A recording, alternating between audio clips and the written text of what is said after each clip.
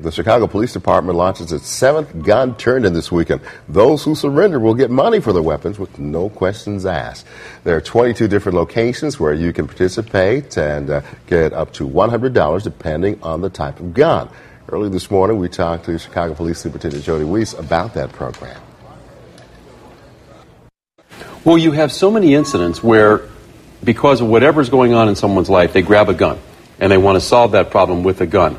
Or you have kids just being kids. We had an incident a couple weeks ago where 2 young kids were playing in a garage with a gun. Now, I know that sounds kind of unusual, but unfortunately it does happen, and the gun goes off and now a young man is dead. So we think anytime we can get guns out of the house, it just will keep everybody safer.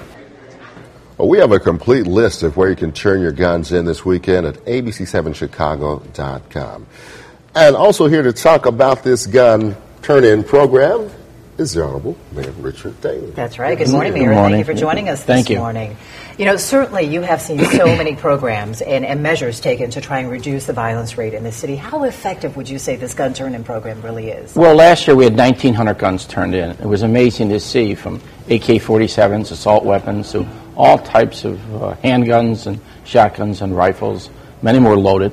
And to think 1,900 people could have been victims of gun violence. That gun would last another 50, 60 years. So you figure how many victims there are. We're a society of law. We spend an enormous amount of federal tax money for judiciary and state and local money, law enforcement, so that we should have the rule of law to be judged, disagreements in communities, and not by the access of a gun to settle a dispute. And it's really unfortunate. Since 1968, when Reverend Martin Luther King Jr. was assassinated and Bobby Kennedy, over 1 million people have been killed by guns in America.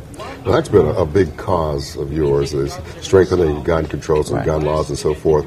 The measure happening down in Springfield, Governor Quinn's expected to sign. What do you think? How do you think this will play into what you want to do? Well, it's important because here's what the police department says. They'll see a 14-year-old or 16, 17-year-old carrying a gun down the street.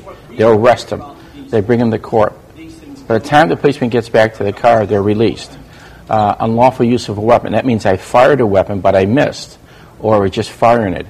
Same way, until you realize that that child carrying a gun, there's serious consequences to this. That child needs help. You just can't throw him back on the street.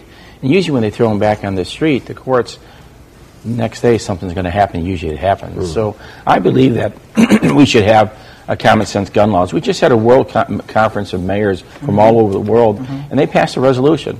Mexico City said, we don't want American guns. Africa said, we don't want American guns. All over the world, they're saying, keep your guns in your country. We don't want these guns. And the same thing with European manufacturers. Guns are there to kill people. Now, we look at common sense gun laws. You can have those. But when people have 30, 40, 50 weapons at a home, you wonder what's going to happen to that home. Now, the gun turn-in tomorrow, it certainly has been successful in the last six times that we've done it. Now, who is paying for that, the money that's in exchange for the guns? Well, we've had really private people, foundations, business people, corporations are donating money in order to take guns off the street, which is really, really important, because when you have a gun in your home, many times an accident takes place. A child grabs the gun. Something happens in the home. So the best way to take that gun out of a home. And so it's really all private. There's no government money in this turn-in. It's all private money. The argument has always been, though, that criminals will be able to get the guns no matter what you do. Well, it's really interesting how many burglaries you have and someone takes that gun and uses it. And how many people really need a gun because you have domestic violence at home, you have a child coming late in the home. You know, I mean, you have a lot of issues. If you arm everybody in our society, then why do we need the court system? Why do we need the police? I mean, we did in the Wild West. You didn't have the sheriff, so everybody armed themselves. But all the money you're spending, all the federal, state, and local money you're spending for judges, judiciary, for all law enforcement, we should be able to do a much better job. Mayor, I wanted to ask you, certainly you have your supporters and your critics through the years, but no one doubts that you have so much passion and you have a lot of passion for this. I wonder if you can reach out to all the young people in these communities that are affected by the high crime rates. What would you say to them? What do you want to say to them? Not them, their parents. I'm not reaching out to that child. I'm reaching out to the parent. You have a responsibility. You brought a beautiful child in the world. They weren't born with a gang slogan. They weren't born with a gun. and then we're born with foul language. Why did you fail them? This summer we have all types of programs, from the libraries to the parks to teenage jobs, which is difficult, but we're doing it. We're trying to consolidate and say, summer school, the Board of Education, do everything possible to protect teenagers and children, but also the primary responsibility is a parent. But in some way, they've given this up. You mean a 13-year-old is telling you what to do in your family, but we're losing our conscience of what happened to younger people.